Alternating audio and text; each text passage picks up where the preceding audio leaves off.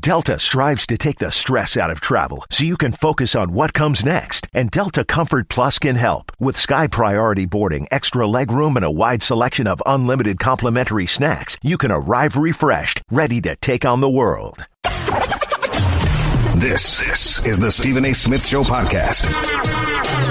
I'm Stephen A. What's up, everybody?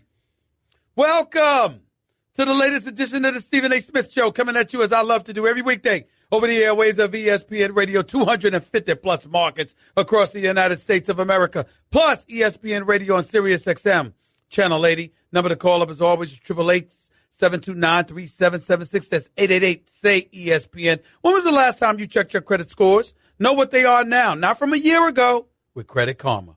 They also offer free credit monitoring. Visit creditkarma.com or download the app now. That's Credit Karma, KARMA.com.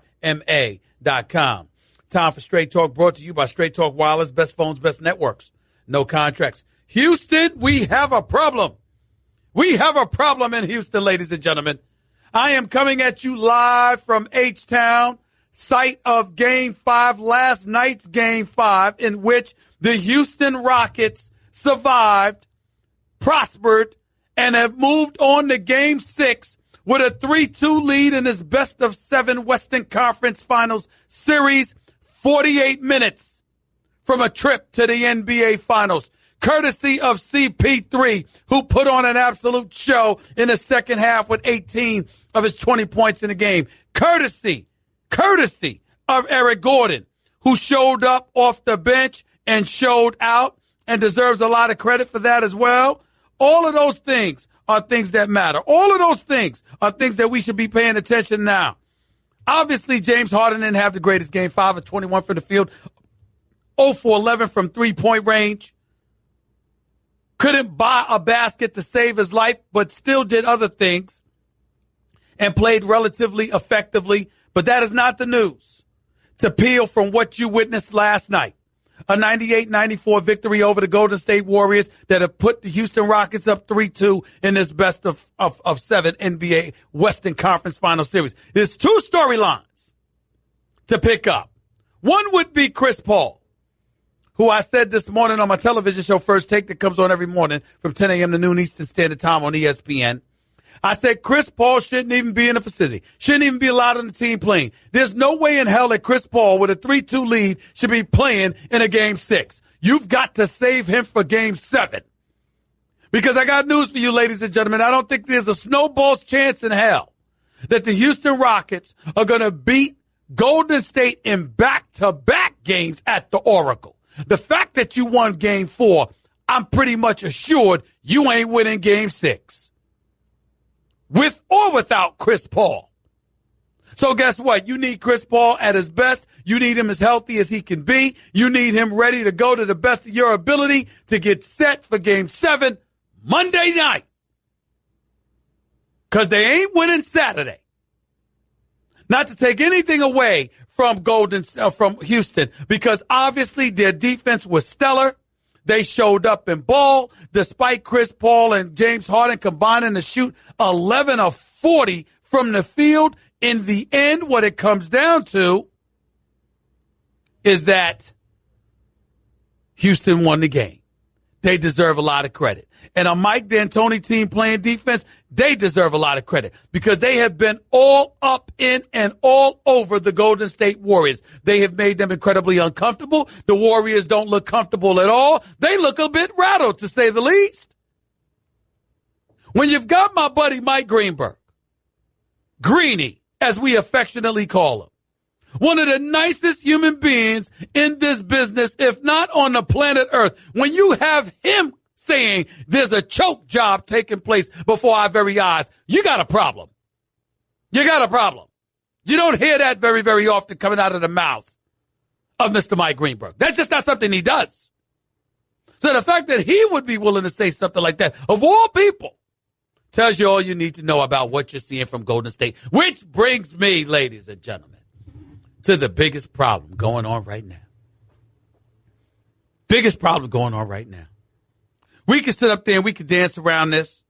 We could talk all we want to talk about the Warriors collectively and how they were supposed to be this super team and how the Houston Rockets are one win away from advancing to the NBA Finals. We can talk all of that stuff. Hell, you could even bring up Steph Curry. He's a two-time league MVP. He's the greatest shooter we've ever seen. Yet Steph Curry, 8 of 17 last night for 22 points. Just hit 2 of 8 from three-point range. Steph Curry looked relatively pedestrian last night. There was nothing to really write home about. You know why that happened, ladies and gentlemen? Because they turned Steph Curry into a 2-point scorer. They sat up there and said, if you're going to beat us, you're going to beat us by getting to the basket. You're going to beat us by hitting layups or floaters in the lane or whatever the case may be. We are not going to stay out here and just let you launch away from 3-point range. We ain't having it. That much is true. Obviously, the Golden State Warriors did not have Andre Iguodala. And as a result, they were a bit challenged because Jordan Bell had to get 14 minutes because of his absence. David West had to get 11 minutes because of his absence. Quinn Cook, who ended up taking a pivotal shot that he couldn't drain yesterday. I like the kid. He's got promise, but he's young. Shouldn't have been in that position. He gave you 8 minutes last night. You had to play him. Sean Livingston got 17 minutes. I personally think he should be playing more. And after how horrid and pathetic Nick Young looked in his 12 minutes of action in Game 4 when they were hoping to give him 20 to 25. He didn't get any minutes last night. All because Andre Iguodala's out. All of those things are things that you have to adjust to. So we understand and recognize that the Golden State Warriors have their challenges. But allow me to say this to you, ladies and gentlemen. Allow me to get this off my chest right now. If you thought for 1 second the person coming into this series that had the most pressure on them, more pressure in the world than anybody on their shoulders was James Harden, I'm here to tell you right now, ladies and gentlemen, in an official capacity, that has changed. I don't give a damn about James Harden's 5 for 21 performance and 0 for 11 from 3-point range, which is the most threes missed without hitting one that has occurred in NBA playoff history outside of John Starks with the Knicks against these Houston Rockets in 1994, the NBA Finals. I think it was 95. I'm sorry. What I'm saying to y'all is this. You can look at all of those storylines. You can look at anything you want. Here's what it comes down to. Kevin Durant is on the hot seat. It is flaming. You slice it any way you want to. This is what it is. We're going to pull off the gloves for this one. We're going to stop playing around and acting like we don't know what the hell is going on. I called for H-Town to stand up. H-Town, stand up. Game 4, they did it. Game 5, they did it. This is after a 41-point blowout loss in Game 3, by the way. And H-Town stood up. The Rockets stood up. Their home crowd last night stood up. Everybody was tremendous. This is Game 6 back at the Oracle and then ultimately a Game 7 back here at the Toyota Center in H-Town. Let me tell you right now, I don't know if there has been a hotter seat in years, hotter than a hot seat that Kevin Durant is on right now. Oh, my Lord. It don't get much hotter than this. It might get hotter, not much hotter. You're one of the top 3 players on the planet Earth. Kevin Durant is a career 27-point per game scorer on nearly 50% shooting. The first 2 games of this series, he was averaging 37.5 on 55% shooting. Kevin Durant can ball. Kevin Durant is nothing short of a superstar. Kevin Durant is one of the top 3 players in the world. Kevin Durant is the reigning NBA Finals MVP. He is a former league MVP. He has been to the finals twice in his career. He has been to numerous conference finals in his career. He's getting over $300 million in endorsements. He's getting over $27 to $30 million in salary. He's due to get a max deal that'll pay him over $200 million in salary. You left Oklahoma City for Golden State after being up 3-1 in the Western Conference Finals, only to lose 3 straight, wet the bed in Game 6, show up too late in Game 7, lose to Golden State, watch them win the championship over the next 3 weeks, and then a week after that, you joined them. And when you joined them, you left the residue behind, aimed squarely in the direction of Russell Westbrook, because everybody and their mother assumed you were saying, I can't win with Russell Westbrook. So you skate through the playoffs last year. No resistance whatsoever. And we all know it. Let's not argue about this. Don't tick me off. Don't get on my last nerve by acting like this was not an issue. Don't do it. I don't want to hear it. Let's not act like we don't know. Last year, when Golden State went 67-15, following the 73-9 season, in which they lost the Game 7 in an NBA Finals because they were up 3-1, and they ultimately lost to LeBron in Cleveland because the league gave the Cavaliers a stimulus package by suspending Draymond Green in that Game 5 back at the Oracle after Golden State had won Game 4. And then Draymond is suspended. And then in the same game that he suspended, Iguodala and Andrew Bogut, your rim protector, both got hurt. Don't talk to me about it. I'm not going there. But I will tell you this. After that season, they acquired Kevin Durant. You come back, and in Kevin Durant's first season in Golden State, they win 67 games. Not only do they win 67 games, they sweep Portland in the first round. They sweep Utah in the second round. They sweep San Antonio. After Kawhi got low-bridged by Zaza Pachulia in Game 1 when they were down 23. They win that game and then sweep San Antonio. And before an NBA Finals game even takes place, here's LeBron James, the winner of the Eastern Conference in Boston last year, being interviewed, I think it was by Doris Burke, and asked about going up against the Golden State Warriors. And before a game was played in the finals, LeBron James says, quote, I don't even want to think about that right now. I'm just trying to enjoy this moment. I don't even want to stress myself and ruin the moment by thinking about what I got to go up against by having to play them. You conceded defeat before a game was played. So that wasn't any real competition for you. And as a result, the Cleveland Cavaliers ended up losing in 5 games. So you swept Portland, you swept Utah, you swept the Kawhi Leonard-less San Antonio Spurs, and then you beat Cleveland. There was no adversity for Kevin Durant last year. There was no duress. The whole damn season was a honeymoon. All of it. We fast forward to this year. Houston acquires CP3. CP3 is in H-Town with James Harden. And with James Harden, CP3, and Clint Capella all on the floor at the same time, their record was 50-5 with each other. And still you had people saying, Golden State is the better team. Golden State should win this series. And then the series is tied 1-1. Golden State wins Game 1. Houston wins Game 2. Game 3, they go to the Oracle.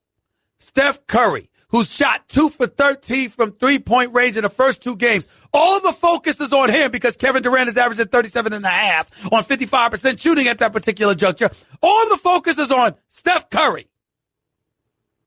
And Steph Curry goes berserk. Drops 35, raining threes from all over the place. Golden State ends up winning by 41. Blowing Houston out of the building to the point where everybody was like, damn. Are they going to win another game?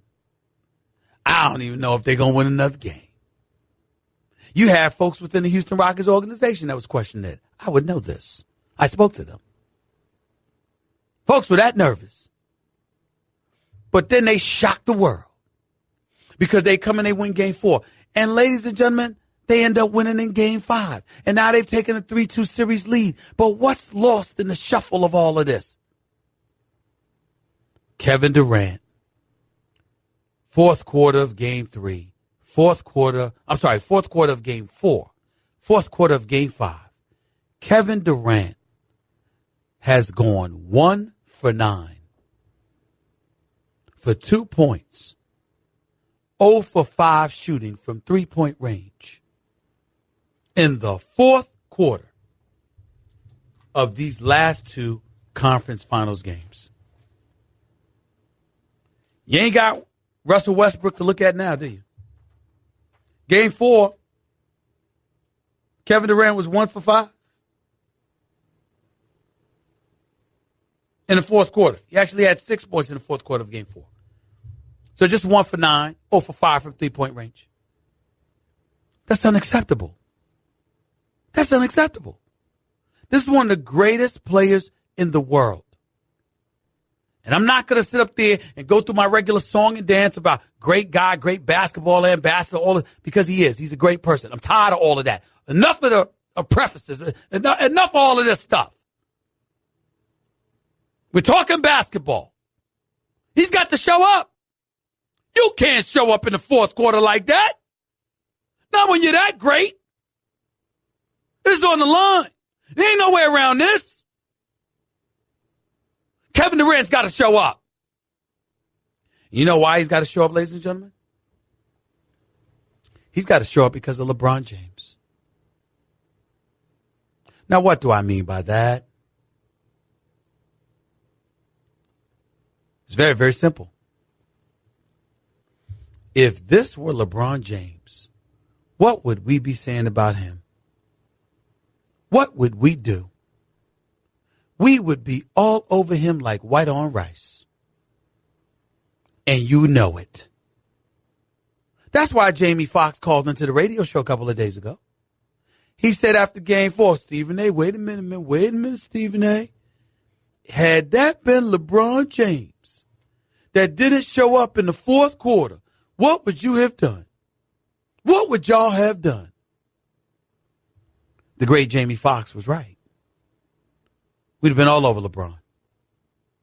So if you are KD and you are coming for LeBron and you are knocking on those doorsteps and you are challenging him for supremacy in the league, not just as a champion, but as the number one talent. No disrespect to Anthony Davis and Kawhi Leonard, who are in those conversations when healthy. The bottom line is you have to be held to the same level of accountability and scrutiny. It's only fair and it's only right. Now, Kevin Durant, to his credit, did have something to say last night, talking about how they'll be ready for Saturday's game. Listen to what Kevin Durant had to say. Yeah, we got another game at home, Game 6. Still confident, we had some opportunities to win this game, last 2 games, and we didn't close it out. But we can learn from it, and, we got another opportunity at home on Saturday, and we'll be ready to play. I don't want to hear that from him. I don't want to hear the word we. We know it's a team game. We know you can't do it by yourself. We know that, guess what, Steph Curry and everybody else, they got to show up too. Would have been nice if Steve Kerr would have made sure somebody found Klay Thompson in the fourth quarter. He was the only one hitting shots from the perimeter. Would have been nice.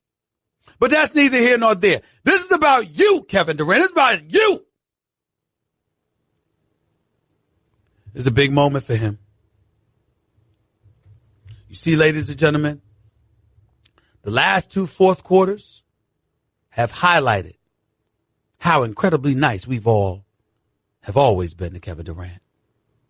Think about it. The only time he's received any scrutiny is when he decided to leave Oklahoma City for the Golden State Warriors. Other than that, Kevin Durant hasn't received any scrutiny throughout his career. Got the commercials going, making the money, superstar, widely recognized, and deservedly so. But you got to show up in the fourth quarter. This is unacceptable. Now the season's on the line. The reigning, defending NBA champions with 4 All-Stars and 3 of arguably the top shooters in the history of basketball that we have seen together are on the brink of elimination. Kevin Durant, 1 for 9, 0 for 5 from three-point range in the last 2 fourth quarters of a Western Conference Finals. You got to show up. Plain and simple. 888-SAY-ESPN. It's 888-729-3776. We'll talk about that. We'll also get into whether or not tonight is going to be LeBron James' last game in front of the Cleveland Cavaliers fans as the face and the star of that franchise. Could this be it? Will he extend, push this to Game 7 and ultimately win that series and go to the finals? Or will LeBron James leave the Cavaliers and just go on his merry way for new horizons? All that, plus some NFL talk about these protests and about the NFL's new rule in regard to the national anthem, what people have said about it. The great noted sociologist, Professor Emeritus at UC Berkeley, an historian, civil rights, and beyond, the great Dr. Harry Edwards will be up with us with hour number 2. So we got a full-packed show coming your way today. But I got a lot of stuff to get to about last night's Western Conference Finals Game 5, along with this Eastern Conference Finals Game 6 tonight in Cleveland at the Q. So stick around. Don't touch that dial. You're listening live to the Stephen A. Smith Show. Ryan! I don't know how else to say this, so I'll just say it. What is it, Linda? I think we should see other people. Are you breaking up with me? On a roller coaster? Well, we do have a lot of fun. Maybe we should stay together.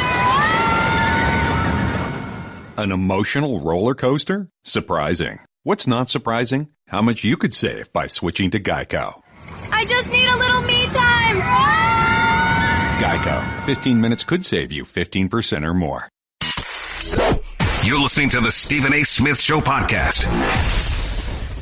You know, one of the things that I wanted to point out, you know, as you watch the Golden State Warriors, as my producer, Nuno Texiera, was pointing out, you know,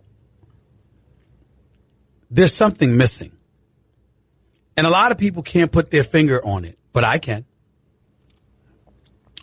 See, watching this series is exactly why I'll never put LeBron over MJ. Because even though he has nothing to do with this series typifies the era we're living in. Those Phoenix Suns that made noise being credited with revolutionizing the game of basketball because of Mike D'Antoni's offensive mindedness and what have you, with their 7 seconds or less getting a shot off and stuff like that. John, what was that number? They were 19th, but what was it? What's the category it was in terms of pace of play? I mean, these are the kind of things that we're talking about here. Average pace. The Phoenix Suns were number 1, okay, in 2004, 2005. Mike D'Antoni's team, Houston Rockets,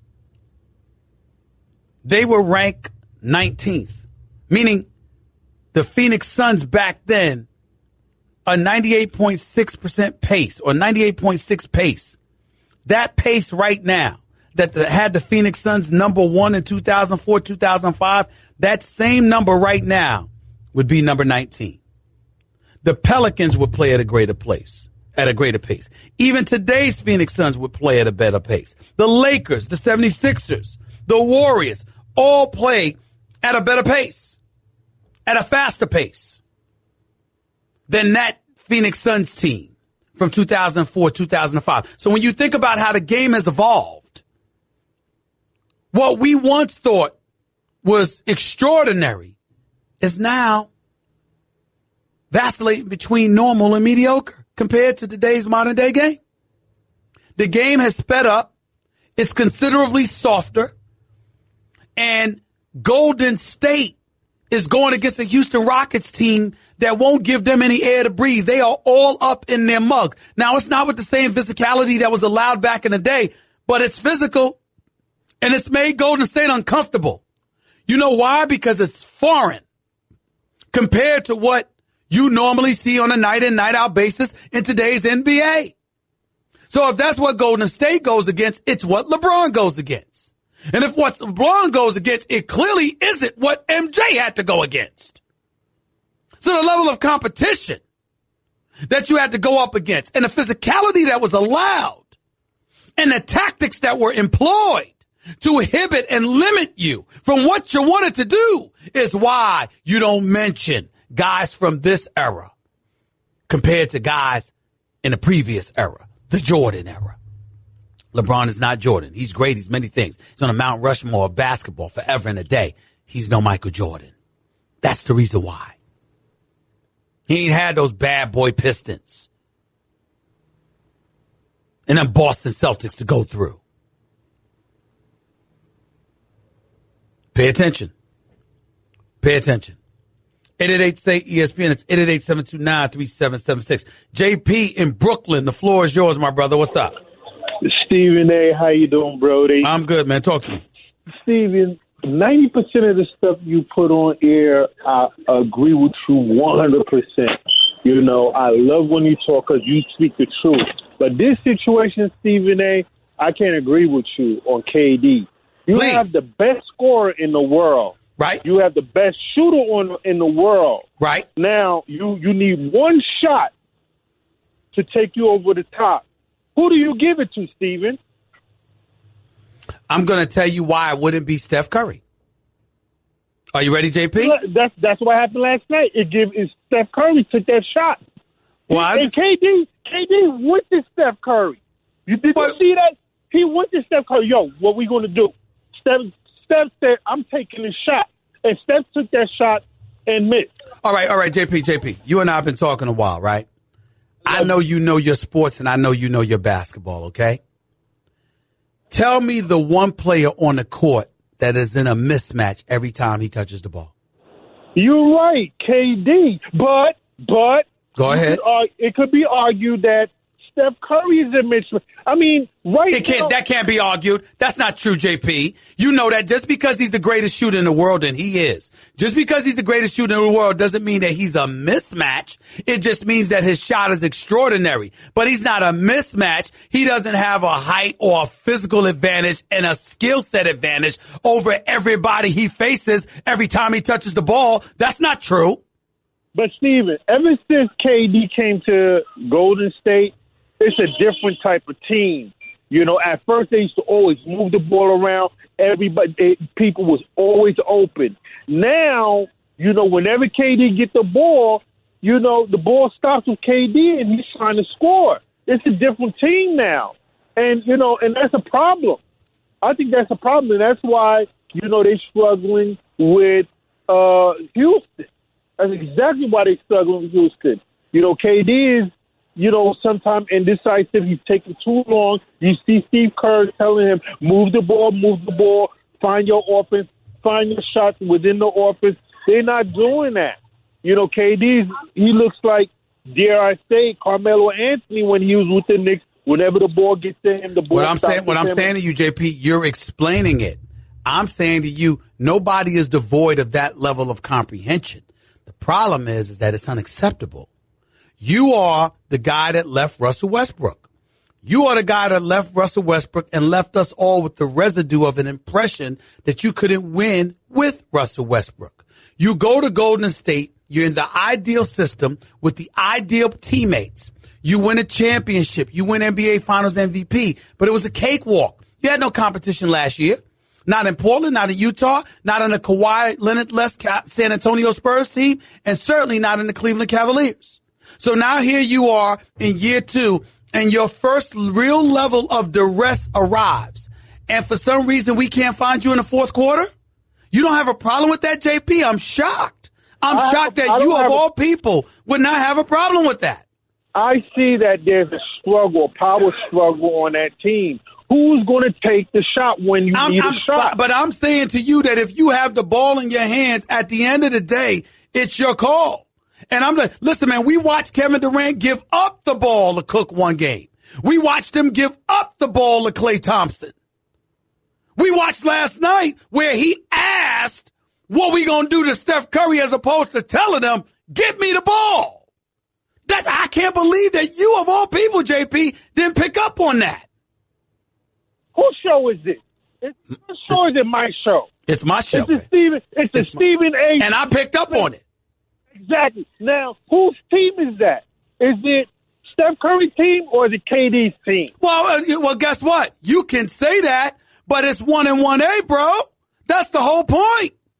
They needed KD. It wasn't KD asking to come to Golden State. They went to the Hamptons to recruit KD to come. What are you talking about? When Shaq recruited Karl Malone to come to the Lakers, whose team was it? Oh, Karl Malone was beyond his prime. Come on, bro. JP, I gotta go, but that's a bad example. But good try, though. Good try. I applaud the effort. Thanks a lot, my brother. I appreciate you. 888-SAY-ESPN. It's 888-729-3776. We got to get back to more of those calls. I love that call by JP, by the way. Number to call up as always is 888-SAY-ESPN. It's 888-729-3776. Back with your calls and more on the Western Conference Finals. There's an Eastern Conference Finals tonight with LeBron James on the brink of elimination. If the Boston Celtics knock off LeBron James, will that be even worse for him to lose to this team as opposed to if he had lost to Kyrie Irving on the court with the Boston Celtics? Just thinking about it. Thought I'd ask. More to Stephen A. Smith Show on ESPN Radio in a minute. Guess what? You're in the middle of the Stephen A. Smith Show podcast. Damn it, I mean it! 888-ESPN. It's 888-729-3776. Reminding you, hour number 2, the great Dr. Harry Edwards will be on the show with us. Let's go to Carlton in Tampa. You're live with Stephen A. What's up, Carlton?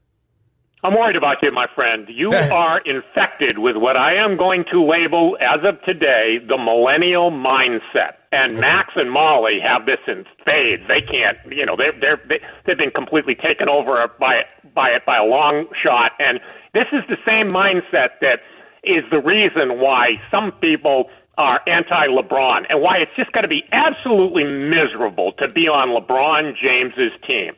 Today, Max talked about how if LeBron loses tonight, independent of how he plays, it's LeBron was a superhero and he just didn't have enough help. These motley crew that's around him just didn't contribute enough. Of course, if he wins, all the credit goes to LeBron. So can you imagine being on the Cleveland Cavaliers and listening to your show today and hearing that, wait a second, if we lose, it's all our fault, and if somehow the Cleveland Cavaliers come back and win this darn series, all the credit goes to LeBron. This is a part and parcel of everybody getting a trophy. It's never anybody's fault. It's always somebody else's fault. It's racism. It's misogynism. It's the Russians. It's always somebody else's fault in this millennial mindset.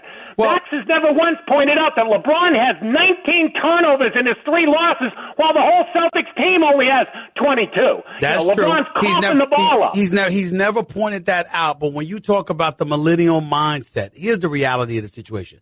LeBron is the best in the world, but he's not perfect, and he certainly can be. There are certainly things to point out about him, which I believe I have done. I don't understand what your gripe is. You rarely, every once in a while you do throw out, well, he actually does have to get back on defense. But you still really don't blame him for the losses. Stephen A., they were playing 5-on-4. I think the team stinks, number one. Number two, I don't want him in the finals because I don't want to hear the narrative that you're alluding to. Look at how this great, great guy carried this team to the finals. He never had a chance. I don't want that. I want a competitive final with no excuses. And that's not going to happen with LeBron.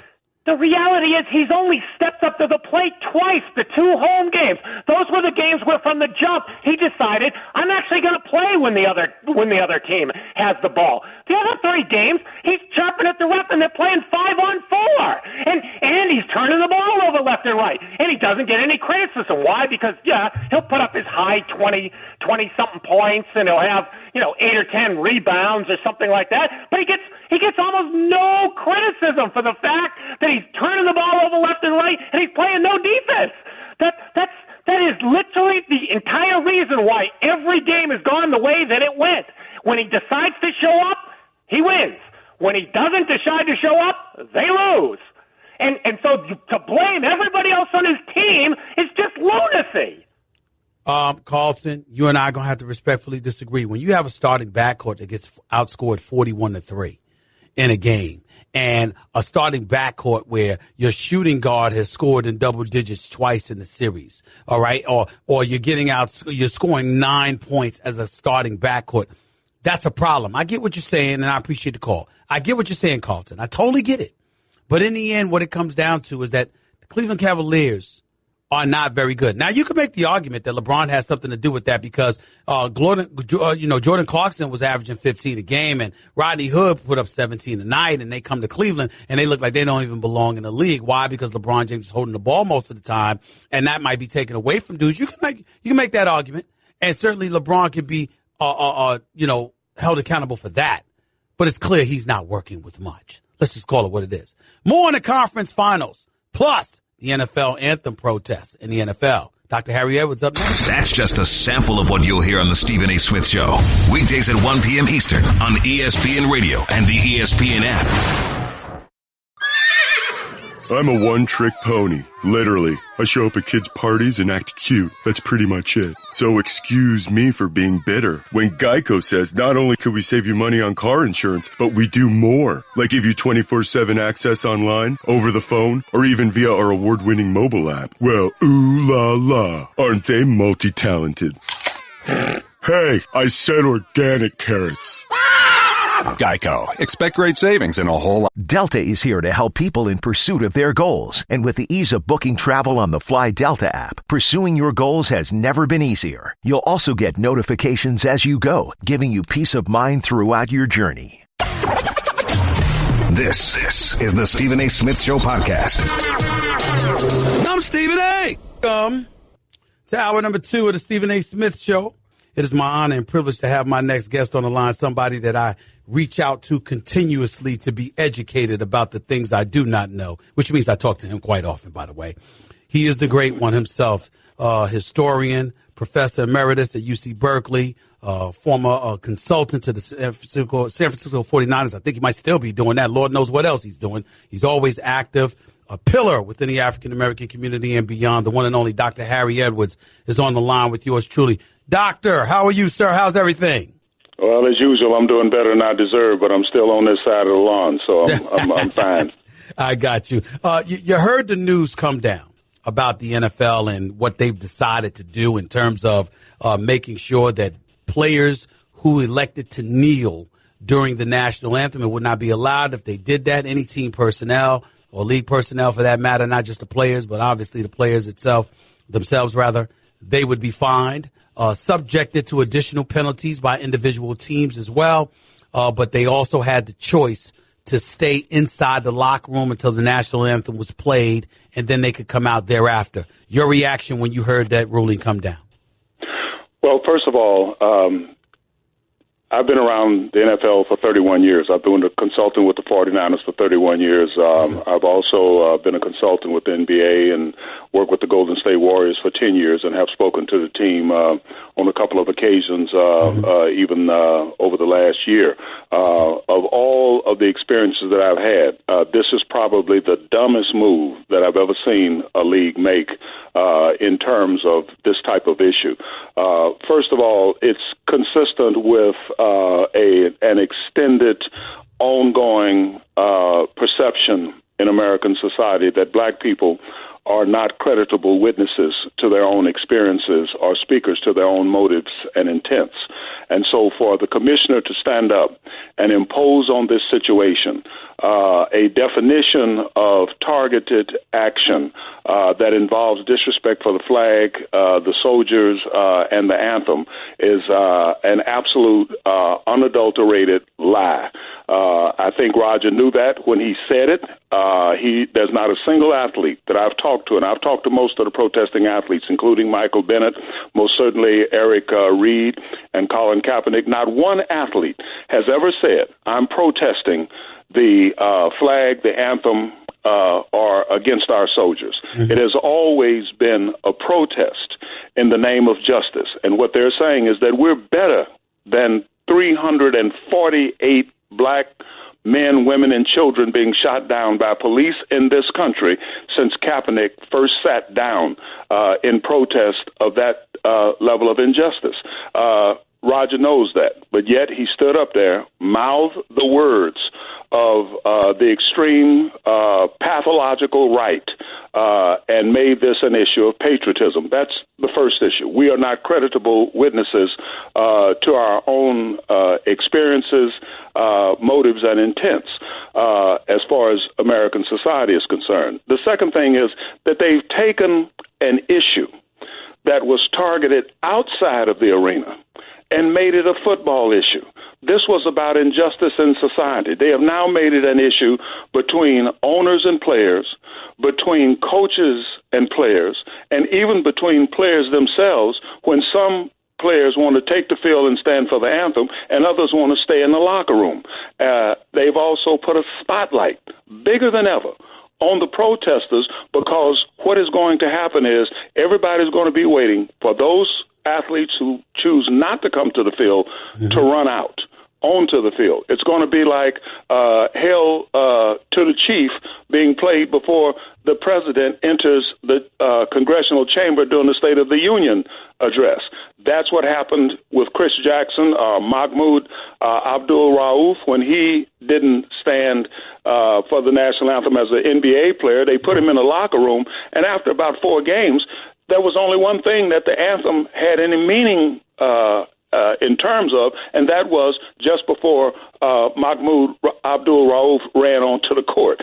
They put a bigger spotlight on the protests than ever before. So this whole thing is a disaster. It's coming apart.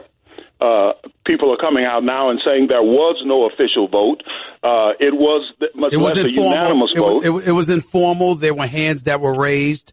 At least 2 owners abstained. Jed York for San Francisco and obviously Mark Davis for the Oakland Raiders. They abstained, and everything was an informal vote. It was no official vote, sir.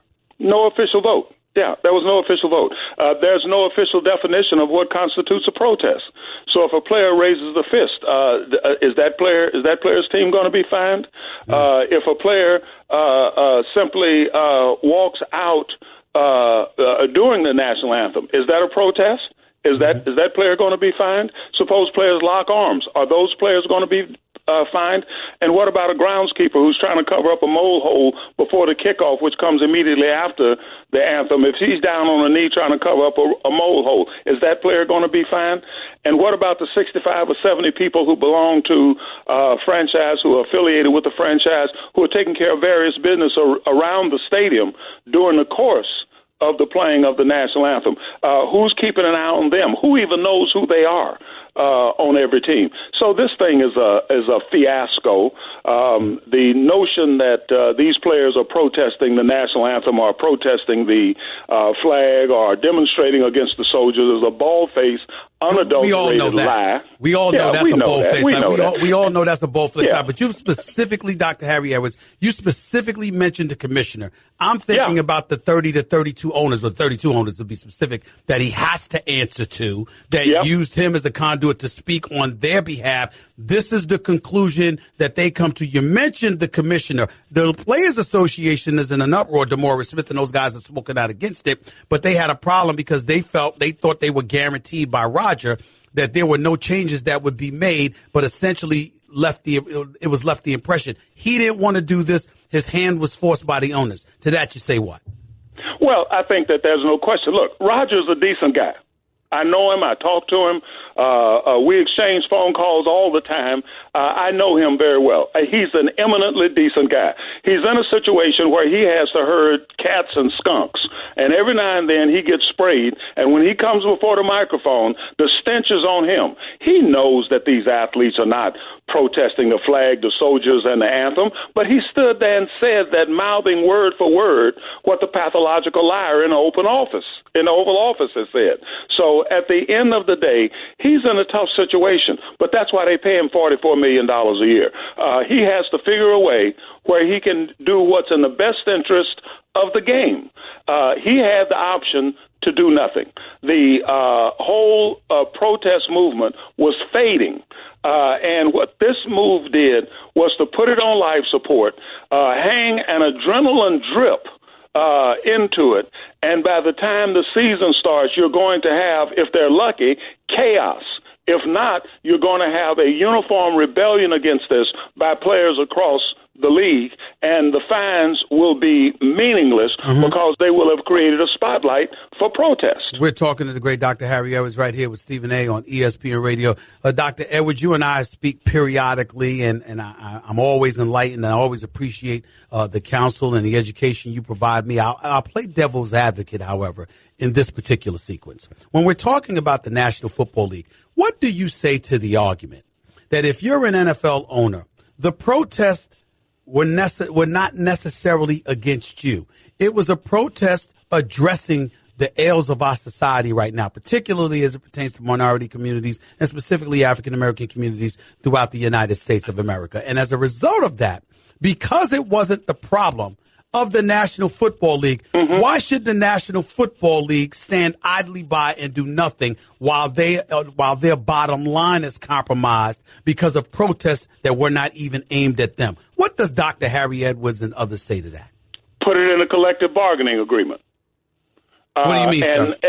And at a minimum, don't take a protest that was focused beyond the arena and make it a football issue, which is what they've done.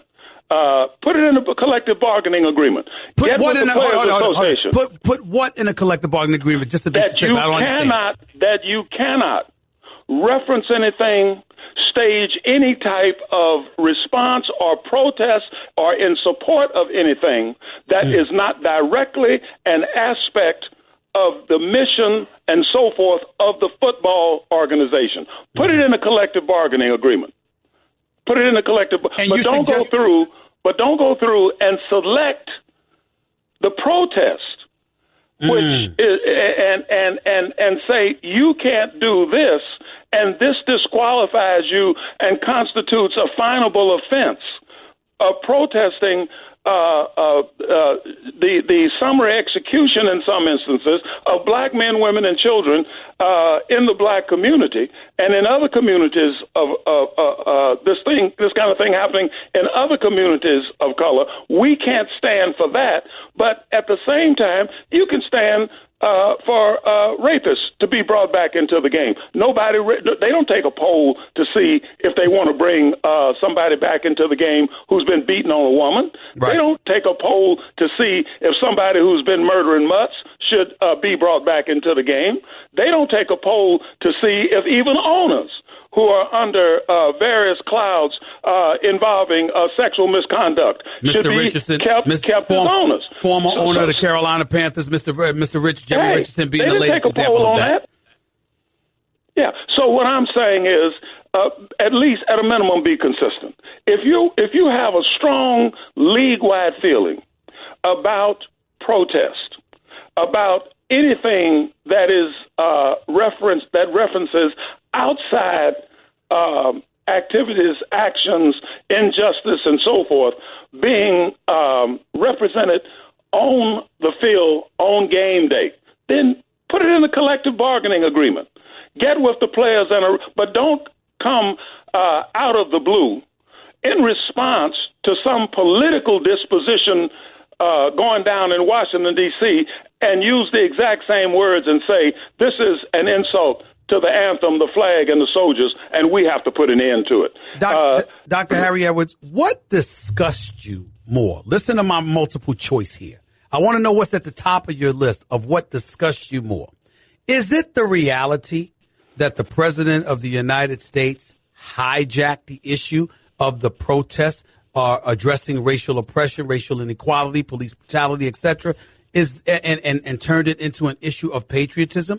Is it the cowardice or whatever other word you want to come up with as it pertains to the owners and the commissioners and the commissioner himself in addressing this issue? Or is it the fact that these owners and the commissioner never went to the players to actually do what you just suggested, discuss with them and implement it into the collective bargaining agreement?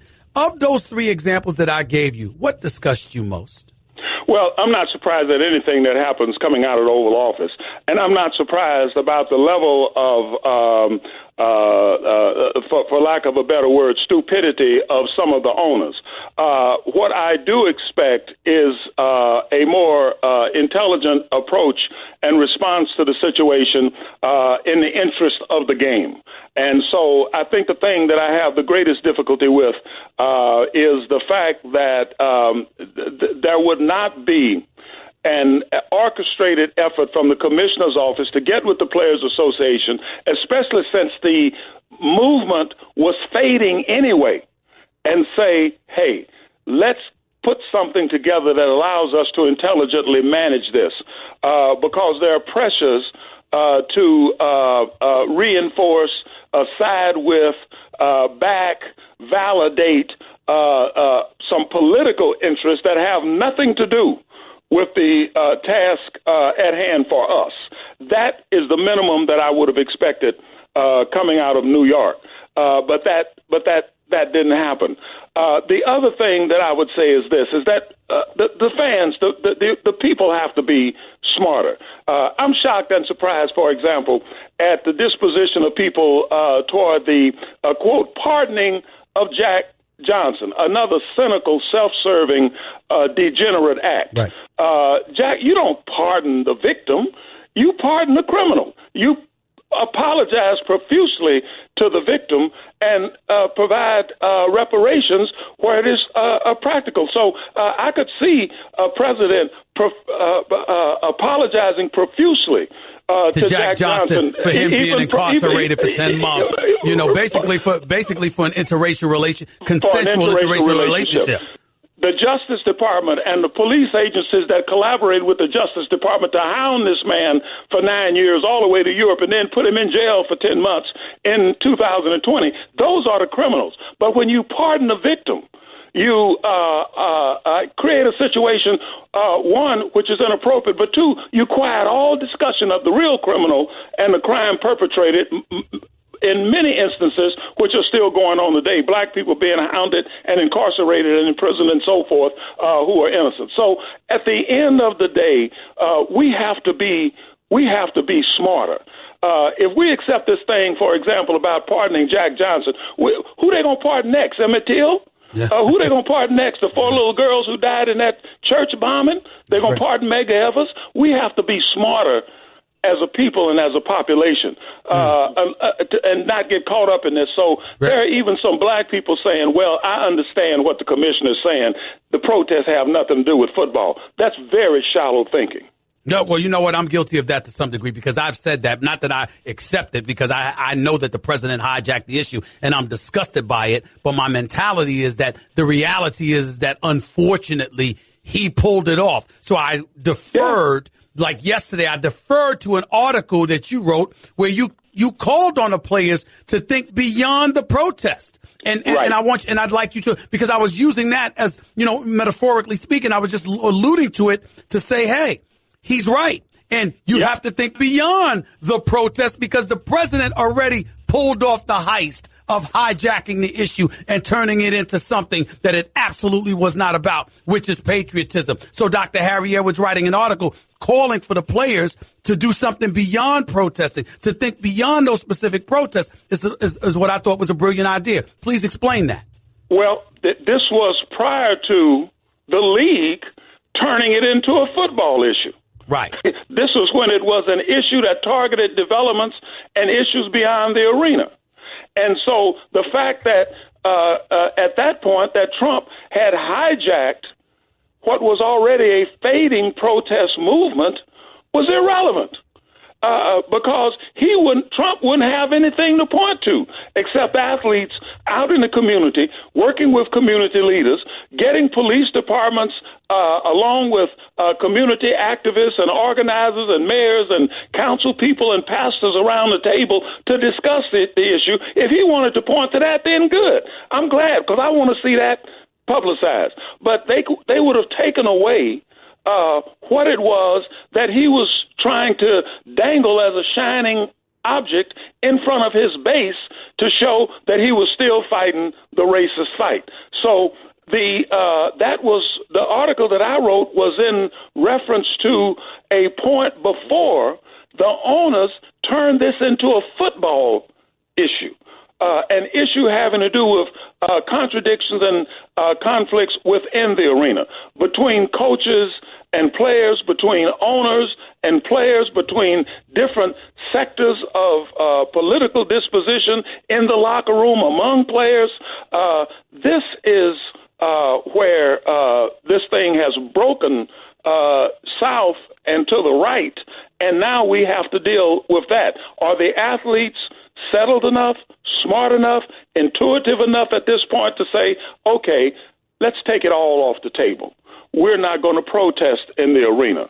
We know that they have gotten the message. When Dr. Edwards goes and gives a lecture and asks how many people are uncomfortable or somewhat uncomfortable with the protest, 3/4 of the hands go up, and then he turns around and asks how many of you would trade places with African Americans. Not a single white hand goes up. That tells you they got the message. They know what's going on. So now the issue is, what are we going to do about it? Let's just take it all off the table. Dr. Harry Edwards right here with Stephen A. on ESPN Radio. Before I let you go, let me ask you this question. Do you think the media has an obligation to report on which players do not come out of the locker room for the anthem, considering what we're talking about here? I don't know whether they have an obligation or not, but I know they're going to. They're going to have a list of the athletes who are not coming out. The camera's going to be on the athletes who run out of the locker room after the anthem.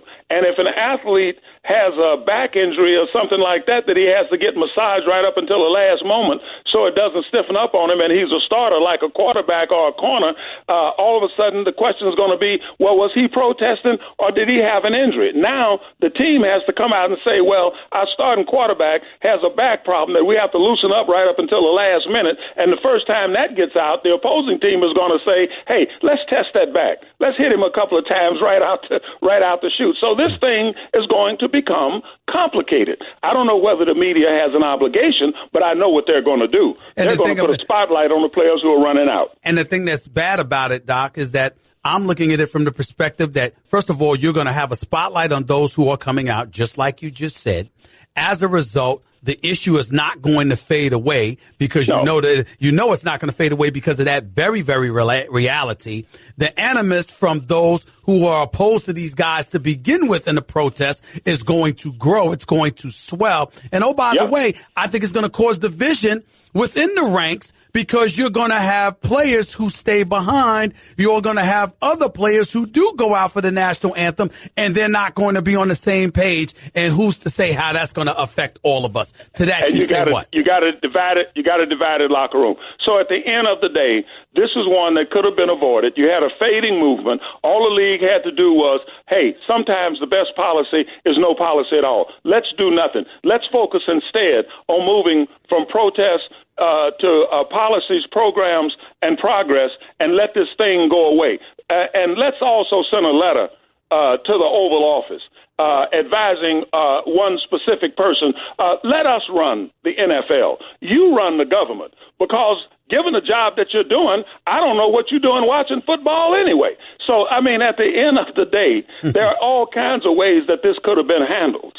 And it was not, and I lay that directly at the feet of the commissioner and the owner. It didn't have to become this chaotic or this bad. I know you've dealt with a lot of frustrations, a lot of things that have disappointed you throughout the years, but considering your multiple decade relationship with the National Football League and what you've witnessed from these owners and this commissioner who you obviously respect and are fond of to some degree, where does that leave you, sir, in terms of, you know, from an emotional perspective, from having to deal with these individuals moving forward, knowing that they'll reach out to you for counsel and beyond?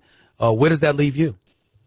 To be available, to continue to do the work that's necessary to clarify the issues and talk about the options and let it be known that this struggle is perpetual, that it's dynamic, and there are no final victories. We're going to have to figure out a way to manage this situation and come out of it better. And let me say one other thing. Yes, sir. We've gone through all of this as a society before. We've gone through much worse than what's going on in D.C. now. We went through a civil war, and we came out of it better. We went through a bloody labor movement, and we came out of it better. We went through a women's movement before, and we came out of it better. We went through a civil rights movement that killed more people in this country by a factor of 3 than the 9/11 terrorist attack on the towers, and we came out of it better.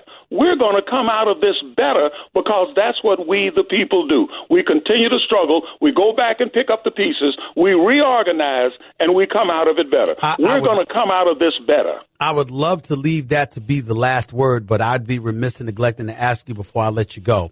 In light of the ruling, in light of what's coming down based off the mouth of the commissioner, should Colin Kaepernick and Eric Reed have jobs in the NFL within the next week? Well, it's gotten to the place now that they're martyrs. And it'd be like somebody asking, what difference would it make if they had given Rosa Parks her seat back? The thing had gotten so much bigger than that, it wasn't even. It's almost a laughable kind of gesture. But at the end of the day, of course, they should be working in the NFL if they have the capability of making a team. And what I've suggested is that all protesting athletes should be in camp when it opens at the start of the preseason. Whether or not they're on the regular season roster, that's a football issue. But they most certainly should be in camp. So, yeah, I hope that Eric Reed and Kaepernick are in camp in August. That would be a step in the right direction, but it's not going to resolve the issue. And you said that if they're not there, you said the players should protest before a preseason game? Well, here's the thing. I mean, should people in Montgomery, Alabama have protested because Rosa Parks didn't have her seat back? I mean, at some point, the issue is so much bigger than that. What the NFL has done is to open this up to a challenge involving fundamental basic principles of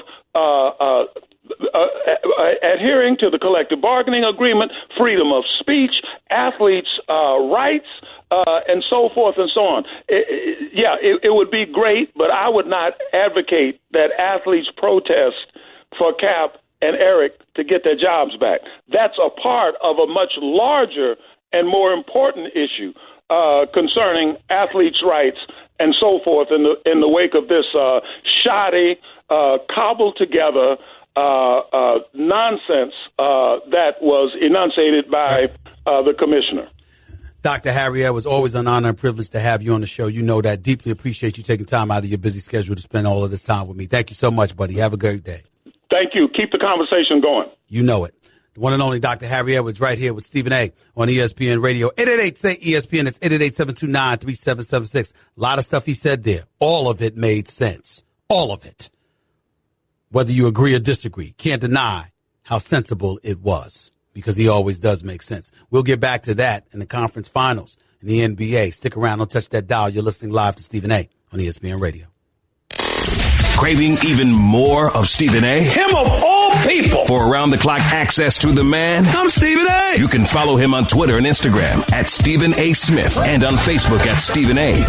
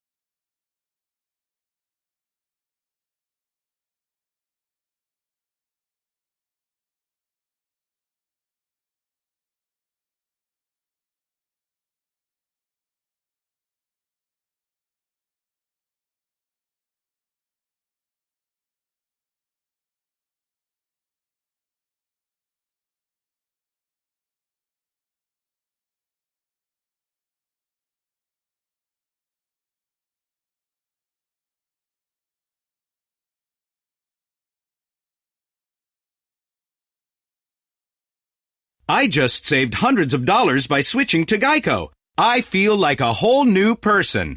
Disclaimer, you will not become a whole new person. This is impossible. You might be able to join a gym or diet program, buy a new wardrobe, get hair implants, but your DNA and physical form will remain the same. Geico waives any and all liability if you attempt to become a new person, except a cyborg. If you choose to become a half-human, half-cybernetic organism with lasers for eyes, the Geico legal team would be cool with that, because, quote, laser eyes are pretty sweet. Pew, pew, pew, end quote. Geico. 15 minutes could save you 15% or more. You're listening to the Stephen A. Smith Show podcast. Chris Paul is out for Game 6 because of that right hamstring injury he suffered in the last minute. As a result, Golden State opened as a 10.5-point favorite in Game 6 at several sports books. But after Paul was ruled out, the Warriors were listed as high as 12-point favorites over the Rockets. Golden State remains a small favorite, minus 130, to win the series, which means Vegas believes that Golden State will go into Game 7, into Houston rather, and win Game 7. H-Town, where I'm at right now. They think the Golden State Warriors are coming back for Game 7 and will beat the Houston Rockets Monday night. So it's a foregone conclusion in everybody's eyes that Houston is losing Game 6, including myself. Maybe that's the best chance Houston has. Nobody's expecting anything from them. Deontay and Cali, you're live with Stephen A. Talk to me. Yeah, Stephen A., I just wanted to comment on the whole national anthem protest. I think it, not even too little too late, the wrong thing, but especially too late. I feel like Roger Goodell is an average commissioner at best. He's not proactive. He's not revolutionary. I feel like when they got the contract from the DOD to have all of the pageantry before the games surrounding the national anthem and things like that, that's when something should have been put into the CBA, like Dr. Edwards suggested, to let it be known that this is the type of thing that we're going to do as employees of these professional football teams, as employees of the NFL, that we're going to stem. Well, stop right there, Deontay. Stop right there. Deontay, that's the reason why the NBA is not having any problems. Because the NBA had a rule in place stipulating to the players that this is what we do when the national anthem is being played, period. So because the rule was in place and the players signed on to it, there was no issue, no pushback from the Players Association led by Michelle Roberts and Chris Paul because they knew what the rule was. Now, it didn't stop them from locking arms and showing unity and sensitivity to the issues while still not violating the rules that the NBA had in place, not to mention by not offending the patrons who patronize your product. The NFL's biggest problem is that they never had a rule in place that they had negotiated with the Players Association, as Dr. Harry Edwards pointed out, that wasn't in the collective bargaining agreement.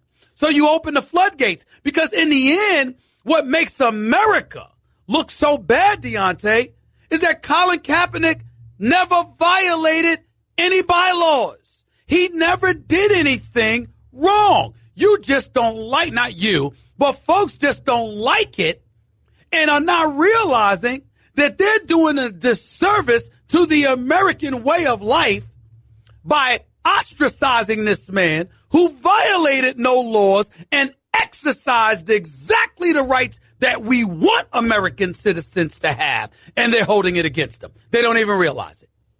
Exactly. I could have not said it better myself, Stephen A. Smith. And just for you, my name is actually Dante, not Deontay. I figured that a man of your caliber would like to know that information. But I would just like to ask you, Stephen A., seeing that this ruling came out, I believe that it's going to really blow up in the NFL space, and the owner's space, and Commissioner Goodell's space.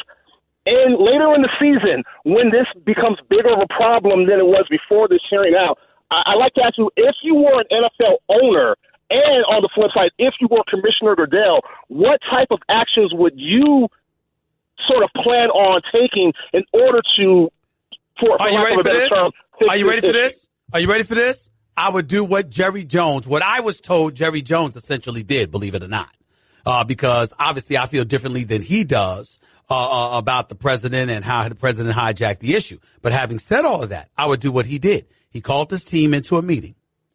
He let them know this is a business meeting. This is not about football. Articulated to them how the bottom line was being compromised by all of this. and basically said to them, if my bottom line is going to be compromised, your bottom line is going to be compromised. So you might want to think about what you want to do. That's what I would do if I were an owner. That's how it is. I got it right. That's a very good point. I wish that's what it. And I would like to talk about one last thing. Hurry up. I completely agree with what you said about the Sterling Brown issue. I think it is abhorrent what happened. You said that you want the names of those officers. I do too. You said that you want to know specifically what the disciplinary actions were. I do too. But even furthermore, my issue is this. This happened in January, correct? And we finally got the footage, about a week before Memorial Day? Yeah, hurry up. Go ahead. What is up with that? Why can't we I don't know. That's a different question that I'm ill-equipped to answer, and I don't have the time to right now anyway. But, Dante, I appreciate the call. Thank you so much. 888 say ESPN. Your calls to close out the show in a minute. You're listening live to Stephen A. on ESPN Radio. Guess what? You're in the middle of the Stephen A. Smith Show podcast. Damn it, I mean it! 888 say ESPN. Let's get to the calls. Let's go to Pedro in L.A. You're live with Stephen A. Real quick, Pedro, go ahead. Hey, how you doing, Stephen A.? First-time caller. Thank you. Go ahead. I woke up this morning, and I see that Chris Paul is out for Game 6, and most likely he's not going to be 100% or near it for Game 7. But when are people going to start talking about the worst catching all these breaks? The first year, no Kevin Love, no Kyrie. They go against Dellavedova and LeBron, easy dub. Second year, you can say what you want about Draymond getting suspended. They still choked on their home court in Game 7. And then year 3, Kawhi goes down. He was slicing and dicing them like a sushi chef. They were looking to lose that game. Who knows what happened? And then this year, CP3 goes down. Are you finished? Are you finished? Because last time I checked, they're still down 3-2 in this series. This would be a more appropriate call next Tuesday, not now. Goodbye. Let's go to Mel in Queens. You're live with Stephen A. What's up? Yo, what's going on? In regards to your question as far as LeBron, if he lost to Boston, I think it would be worse if he lost to Boston right now. If they had Kyrie Irving, especially not knowing what Tatum would be. Now we're seeing what Tatum was, but just imagine if we didn't know what Tatum would end up being. They had Kyrie Irving, he lost. If he loses to Boston right now, I don't think it's a black mark on his resume, his career, or anything like that. Because everybody agrees. Well, I agree with that. I guess what I'm saying is, if he had lost to Kyrie, that's all anybody would have remembered. Kyrie, the year after he leaves Cleveland and goes to Boston, he stops a 7-year run to the NBA Finals for LeBron James. Puts it to a halt the second he gets somewhere else, because that would have been a blemish on LeBron's career, not just because LeBron would have lost to Kyrie, but then it would have got you thinking as to the one championship LeBron got with Kyrie. And you would have said, you see, couldn't live without the kid. Should have appreciated him. So he's actually lucky he's not playing Kyrie right now the way they've looked against Boston. Yeah, I totally agree with that. And not only that, what do you think about, the Cavs getting back to the Eastern Conference Finals without Kyrie, and Boston getting to the Eastern Conference Finals without Kyrie? I'm more impressed with Boston. LeBron James is the best player in the world, so we understand that it's the Eastern Conference, and Indiana was puppies. Toronto was in over their heads because LeBron is their kryptonite, and you saw what you saw now. I got to run, but I appreciate the call. Bombo in Charlotte, you're live with Stephen A. What's up? What's going on, Stephen A? Just want to say first, I enjoyed Dr. Harry. Definitely an insightful gentleman. But I want to talk about Steve Kerr and the fact that last night he ran at least 10 guys on and off that court, and I feel like that's definitely a detriment to how this team's performing. He needs to shorten that roster, and giving a guy like Jordan Bell over 18 minutes in that game, they were attacking him each and every time they had an opportunity, and I don't think guys like that have any playoff pedigree to be given that type of. Well, I think I don't. Wait a minute. I don't think it was about playoff pedigree. I don't think it was about that. I think it was about desperation, because you didn't have Andre Iguodala. You're trying to fill those minutes defensively 1 minute, offensively another. Houston's throwing different matchups out there because they know Andre Iguodala is not out there. Those kind of things. It was an aberration because that's not something Steve Kerr would normally do. He just felt like he had no choice. Just didn't work. So where do you think next game, should they shorten that roster, or should they still go? I think that once Iguodala comes back, you'll see them go no deeper than 8 deep. But I got to run. I appreciate the call. By the way, the NBA Western Conference Finals are on ESPN Radio. Tune in for Game 6 tomorrow night as Durant and the Warriors host Harden and the Rockets live from the Oracle in Oakland, California. Presented by Indeed. Coverage begins at 8 p.m. Eastern on most ESPN radio stations. Game 6 is tomorrow night. There will be a Game 7 Monday night in H-Town, and I'll be here. Make no mistake about it. I don't know whether or not LeBron will be playing past this weekend. If he doesn't, it was a nice run. Personally speaking, even though I picked Cleveland to win, I'm hoping Boston does because I'm tired of seeing LeBron in this finals. Not with this team. I'll holler at y'all Monday. Until then, peace and love. Have a wonderful week. That's just a sample of what you'll hear on the Stephen A. Smith Show. Weekdays at 1 p.m. Eastern on ESPN Radio and the ESPN app. Everyone in the neighborhood knew about Bobby.